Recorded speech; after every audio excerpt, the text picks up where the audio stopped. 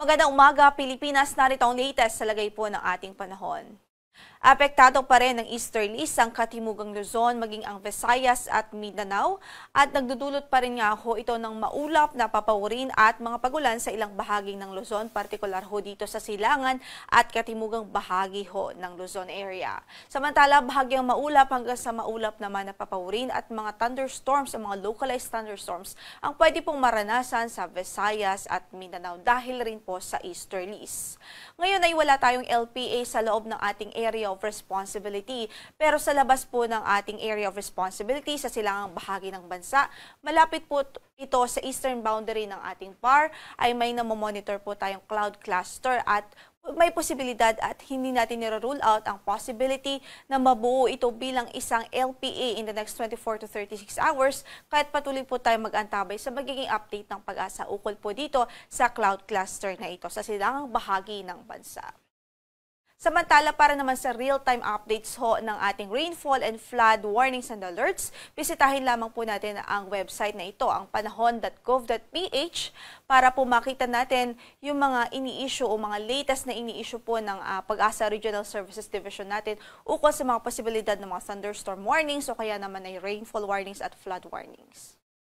Samantala, para sa pagtaya po ng ating panahon, nasahan pa rin natin ang maulap na papawirin at mataas po na tsansa ng mga pagulan sa maghapon na ito dito sa Isabela Province, Aurora, Quezon, Laguna, Rizal, maging sa Batangas, sa buong Kabikulan at Marinduque Province dahil pa rin po yan sa epekto ng easterlies. So saan man ang lakad natin sa araw na ito, huwag hong kalimutan magdala ng mga pananggalang sa ulan at mag-ingat na rin ho sa mga posibilidad ng pagbaha.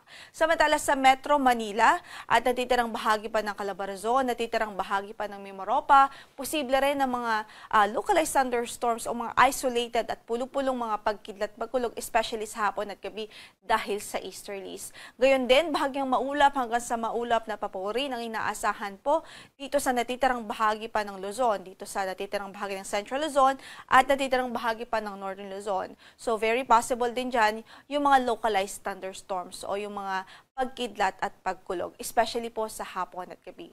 Para sa pagtaya ng ating temperatura sa Metro Manila, 24 to 31 degrees Celsius ang inaasahan natin for today.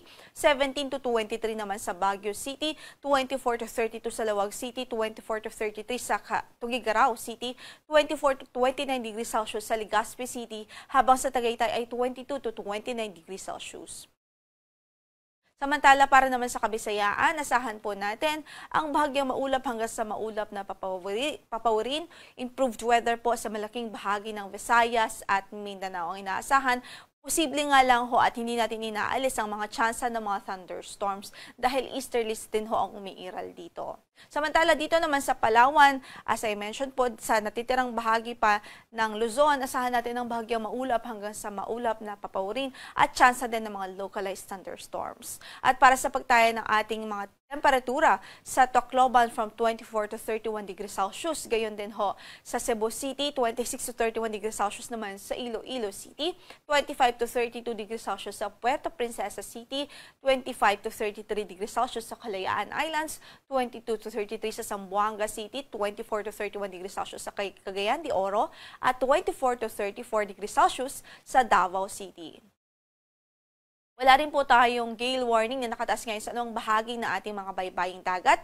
Banayad hanggang sa katamtaman ho ang magiging pag-alon ng kondisyon ng ating karagatan sa buong archipelago. Gayunpaman, patuloy natin pinag-iingat ang ating mga mandargat, lalong-lalo po yung mga gumagamit ng mga sasakyang pandagat, maliliit na sasakyang pandagat, dahil nga po sa mga posibilidad pa rin ho ng occurrences ng thunderstorms even po sa karagatan natin. Samantala, ang sunrise natin for today, 5:45 in the morning at mamaya ay lulubog ang araw sa ganap na 6:01 ng gabi. Yan ang latest mula dito sa Pag-asa. Ito po si Lori de la Cruz Galicia.